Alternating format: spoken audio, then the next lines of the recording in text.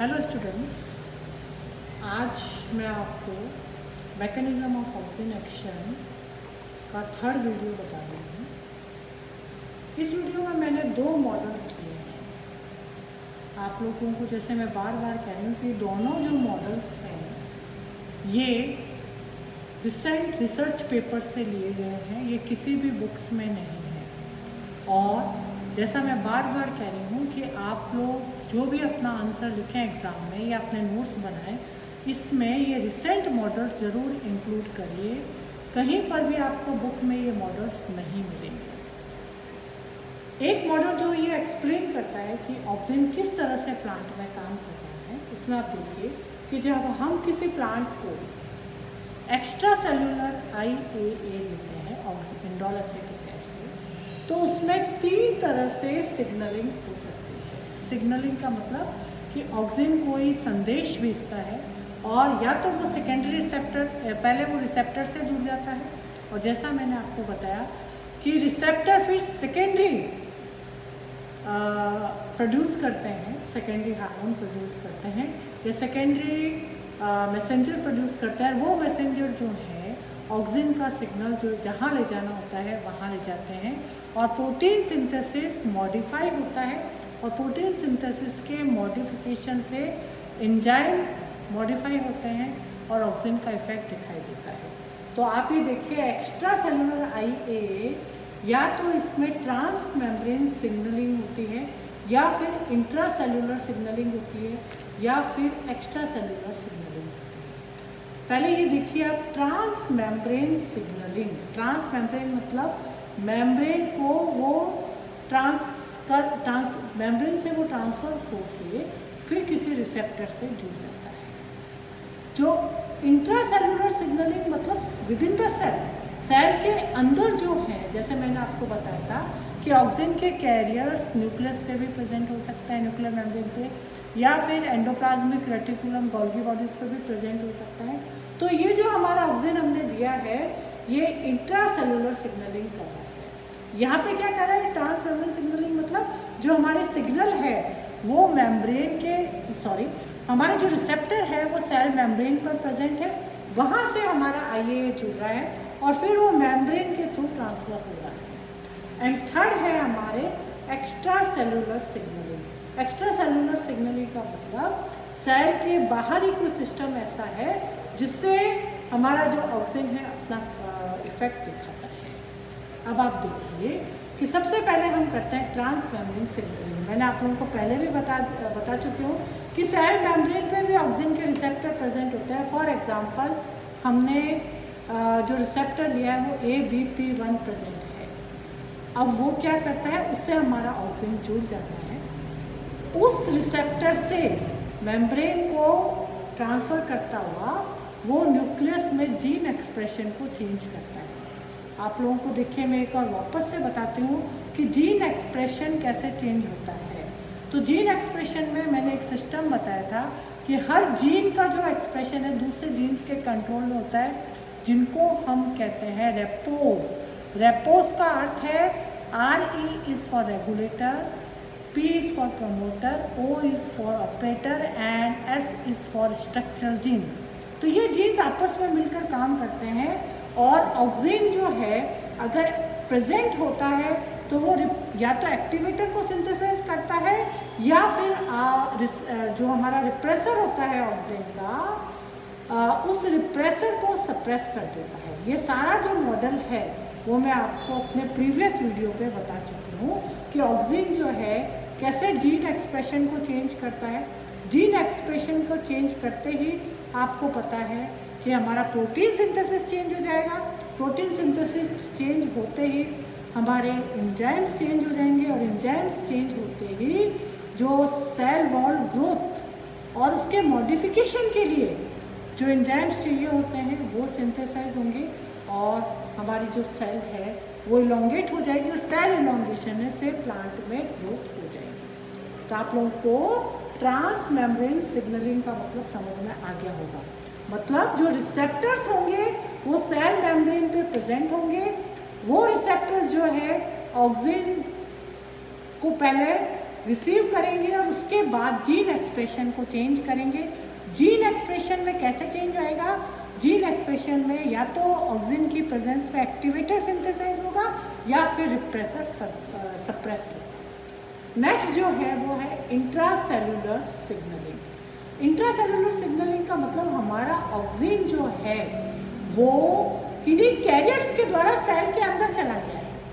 Auxin के career मैंने जैसे आपको बताया है AUX1 या ABP57, ये सारे हैं हमारे ऑक्सिन के, सॉरी AUX1 तो हमारा ऑक्सिन का कैरियर है और ABP57 जो है ऑक्सिन रिसेप्टर है। तो ये ऑक्सिन का कैरियर क्या करेगा? ऑक्सिन को लेगा बाहर से और लेने के बाद ऑक्सिन रिसेप्टर जो कि सेल के अंदर प्रेजेंट होते हैं, सेल के अंदर मतलब कहाँ पे? गोल्गी बॉडीज पे, एंडोप्लाज्मिक रेटिकुलर पे या हमारे न्यूक्लियर मेम्ब्रेन पे प्रेजेंट है, वहाँ पे ले जाएगा। वहाँ पे ये रिसेप्टर्स पकड़ लेते हैं। उसके बाद आप देखिए जो हमारा प्रोटॉन ATPase पंप है वो एक्टिव हो जाता है और आपको पता है कि ये जो प्रोटॉन्स हैं ये सेल वॉल पे जाके एसिडिक मीडियम लेते हैं और एसिडिक मीडियम से सेल वॉल मॉडिफिकेशन हो जाता है। So this is the intracellular signalling. And next is extra cellular signalling, मतलब हमारे सेल के बाहर ऐसा कोई सिस्टम प्रेजेंट है। POX सिस्टम मतलब पर ऑक्सीडेज सिस्टम। ये सिस्टम क्या होता है आपको पता है कि ऑक्सिन के मेटाबॉलिज्म में मैंने आपको बताया था कि ऑक्सिन को तोड़ता है IAA ऑक्सीडेज एंजाइम और इस एंजाइम के लिए हाइड्रोजन परऑक्साइड बहुत जरूरी है। तो इसके लिए भी इसने दो सिस्टम बताए कि हाइड्रोजन परऑक्साइड पे जब ये एंजाइम काम करता है तो हो सकता है सुपर ऑक्साइड O2- इसको सुपर ऑक्साइड कहते हैं, जो कि super oxide oxidase system enzyme के थ्रू काम करता है। और ये जो है या फिर हाइड्रोजन परऑक्साइड जो है हमारे हाइड्रोक्सिल आयंस बनाते हैं। ये जो भी बनता है इससे क्या होता है आपको पता ही है कि हमारे सेल वॉल जो है जैसे ही एसिडिक मीडियम होता है तो उससे क्या होता है कि हमारे जो सेल वॉल के माइक्रोफाइब्रिल्स हैं वो टूट जाते हैं। एसिडिक मीडियम में हाइड्रोजन बॉन्ड्स टूट जाते हैं और हाइड्रोजन बॉन्ड टूट से सेल वॉल लूज हो जाती है और ऑक्सिन का इलोंगेशन दिखाई देता है। तो ये आप देखिए कि ये मॉडल जो है एक्सप्लेन कर रहा है कि आप जैसे ही ऑक्सिन देते हैं और सेल की लंबाई बढ़ जाती है या फिर सेल जो है हमारा प्लांट है वो मतलब आपने ऑक्सिन दिया, रैपिड इफेक्ट ऑक्सिन दिया और आपको उसका इफेक्ट दिखाई देगी। तो काफ़ी हद तक कुछ जो मॉडल्स हैं ये एक्सप्लेन करता है। जीन एक्सप्रेशन में नो डाउट टाइम लगेगा क्योंकि मैं बार बार कह रही हूँ कि या तो ऑक्सिन जो है प्री फॉर्म सिस्टम पे काम करता है जिससे ऑक्सिन के रैपिड इफेक्ट दिखाई देते हैं या फिर ऑक्सिन जो है लॉन्ग टर्म इफेक्ट के लिए प्रोटीन सिंथेसिस पे काम करता है। सेकेंड मॉडल जो कि मैंने रिसेंट पेपर से ही लिया है वो ये एक्सप्लेन करता है कि ऑक्सिन जो है एक सेल से दूसरे सेल में जाता है, कैसे जाता है पहली चीज़, और दूसरा जो है कैसे वो सेल के बेस में कलेक्ट हो जाता है। आपको पता है ऑक्सिन जो है सिंथेसाइज होता है एपेक्स पे और उसके बाद वो बेसिपिटल पोलर डायरेक्शन में जाता है, बेस पे हर सेल के बेस पे वो जो है कलेक्ट हो जाता है।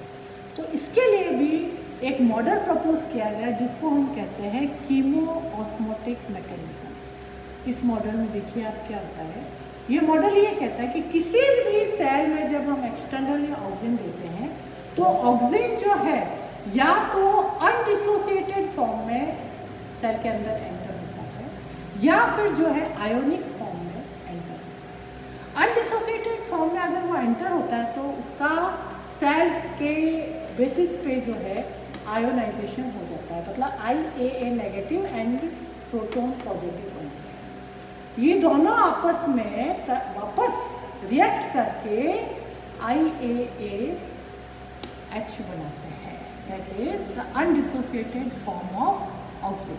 अब क्या होता है कि सेल के सेंटर में जब ये IAAH पहुंचता है तो आपको पता है कि जो साइटोसोल है उसकी pH जो होती है वो न्यूट्रल होती है, दैट इज 7। तो यहाँ पर प्रीडोमिनेट करता है anionic form of IAA, that is IAA negative. यहाँ पर सारा ये सेल के सेंटर में इकट्ठा हो जाता है और जब ये इकट्ठा हो जाता है तो IA नेगेटिव सेल के बेस से निकलता है।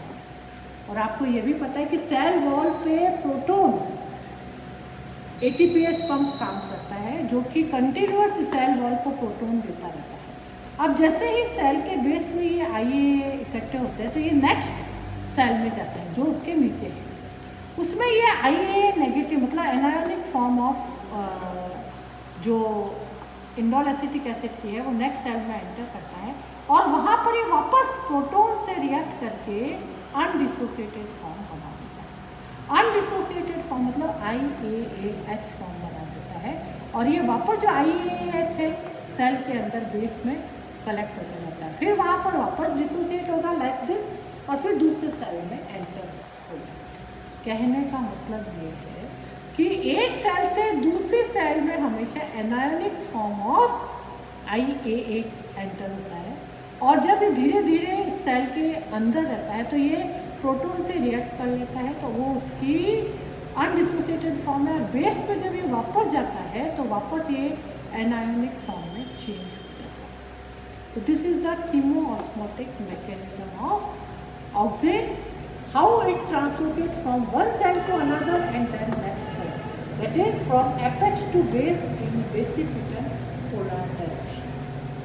अब देखिए मेरा जो असाइनमेंट होगा नेक्स्ट, नेचुरली मैं मॉलिक्यूलर मैकेनिज्म ऑफ ऑक्सीजन पे दूंगी और मैं होप करती हूँ कि मैंने जितने आपको रिसेंट मॉडल्स दिए हैं मैकेनिज्म ऑफ ऑक्सीजन एक्सप्रेशन के, तो वो आप लोग सब इंक्लूड करिए। देखिए कोई भी मॉडल जो है फुली ऑक्सीजन के मैकेनिज्म को नहीं एक्सप्लेन करता, किसी मॉडल में कुछ पॉइंट्स एक्सप्लेन होते हैं, किसी मॉडल में कुछ। इसलिए मेरे आपसे रिक्वेस्ट है कि सारे मेरे दिए गए मॉडल्स को आप अपने मॉलिक्यूलर मैकेनिज्म ऑफ ऑक्सीजन में ज़रूर इंक्लूड करिए। और ये जो मैकेनिज्म है ये जैसा मैं बार बार कह रही हूँ आपको कहीं नहीं मिलेगा, अपने नोट्स जो है खुद बनाइए। ये जो आज 2 मॉडल दिए हैं इनका PDF जो है मैं शेयर कर दूँगी जिससे आप लोगों को हेल्प मिल जाए। Thank you.